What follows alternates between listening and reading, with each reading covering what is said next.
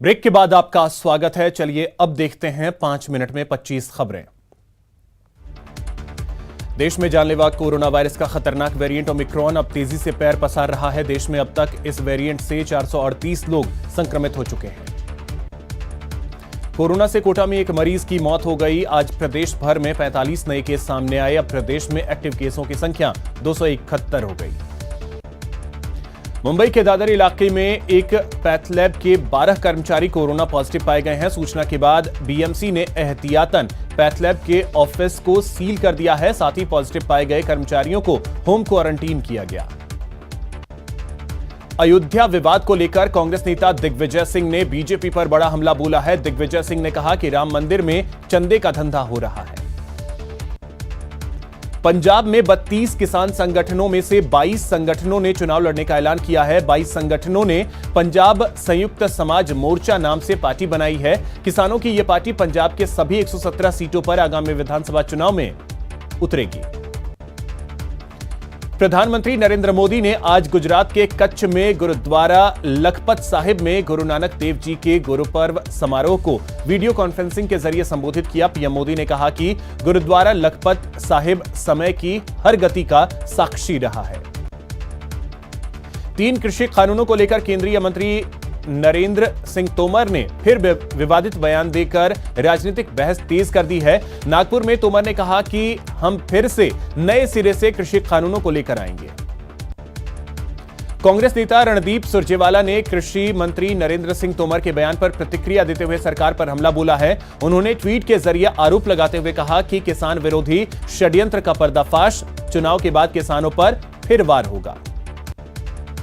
जम्मू कश्मीर में 36 घंटे के अंदर तीसरा एनकाउंटर शुरू हो गया है। इस समय सुरक्षा बल कश्मीर के त्राल, अवंतीपोरा और हारडोमीर में आतंकियों को मुंहतोड़ जवाब दे रहे हैं। जवाबी कार्रवाई में त्राल में 2 आतंकियों को ढेर कर दिया गया। लुधियाना कोर्ट कॉम्प्लेक्स में हुए बॉम्ब ब्लास्ट के लिए आरडीएक्स का इस्तेमाल किया गया था। पंजाब पुलिस की फॉरेंसिक जांच में यह खुलासा हुआ है। डीजीपी का कहना है कि मामले की फॉरेंसिक जांच कराई जा रही है क्योंकि टिफिन बम की भी आशंका है। कल से कांग्रेस का 3 दिवसीय प्रशिक्षण शिविर बाड़ा पदमपुर में होगा। शिविर को लेकर कांग्रेस प्रदेश अध्यक्ष गोविंद सिंह डोटासरा ने पीसीसी में पदाधिकारियों से फीडबैक लिया। जयपुर में कल से आयोजित होने वाले कांग्रेस के प्रशिक्षण शिविर को लेकर मंत्री प्रताप सिंह खाचरियावास ने बड़ा बयान दिया है। मंत्री ने कहा कि बीजेपी ने धर्म, जाति और संप्रदायों को आपस में लड़ाने की राजनीति की है और कांग्रेस पार्टी सबको साथ लेकर चलने की राजनीति करती है। बाड़मेर में आरटीआई एक्टिविस्ट पर क्रूर हमले के मामले में सरकार एक्शन में है। सीएम अशोक गहलोत ने खुद मामले का संज्ञान लेते हुए जांच के आदेश दिए। जयपुर में पुलिस ने गुजरात की तरफ जा रहे एक ट्रक से 50 लाख की शराब पकड़ी और एक आरोपी को गिरफ्तार किया।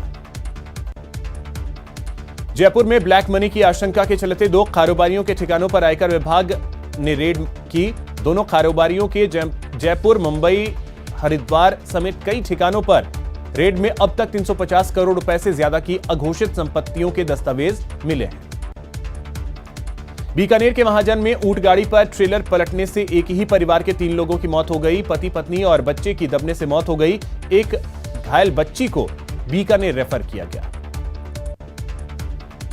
करौली के मंडरायल थाना क्षेत्र के पांचौली गांव में पंचायत समिति सदस्य की ओर से निकाली जा रहे विजय जुलूस के दौरान 2 पक्षों में झगड़ा हो गया। झगड़े में एक बच्ची समेत 3 लोग घायल हो गए।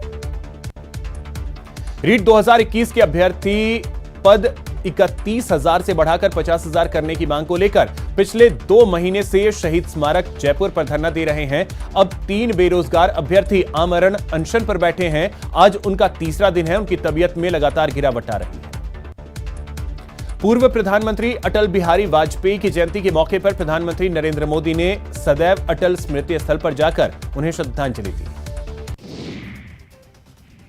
अटल बिहारी वाजपेयी की जयंती के मौके पर लोकसभा अध्यक्ष ओम बिरला ने सदैव अटल पर श्रद्धा सुमन अर्पित किए।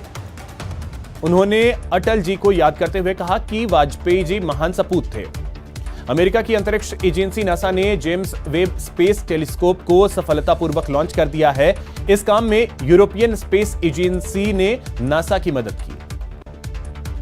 दौसा पहुंची बीजेपी सांसद जसकौर मीणा ने बीजेपी कार्यकर्ताओं के साथ तुलसी की पूजा अर्चना की। बीजेपी कार्यकर्ताओं के साथ सांसद ने तुलसी के पौधे की आरती उतारी।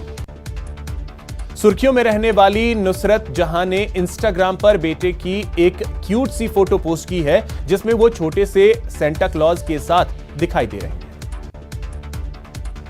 स्वर्ण नगरी जैसलमेर सैलानियों से गुलजार हो गई है। क्रिसमस के मौके पर सैलानियों के बड़े बड़े जत्थे देखने को मिले। पाकिस्तान की अंडर 19 टीम ने एशिया कप के एक मुकाबले में भारत को 2 विकेट से हराया। भारत ने पहले खेलते हुए 237 रन बनाए थे। जवाब में पाकिस्तान की टीम ने लक्ष्य को अंतिम गेंद पर 8 विकेट खोकर हासिल कर लिया। अब एक बड़ी खबर आपको बता दें, उत्तराखंड में भड़काऊ भाषण पर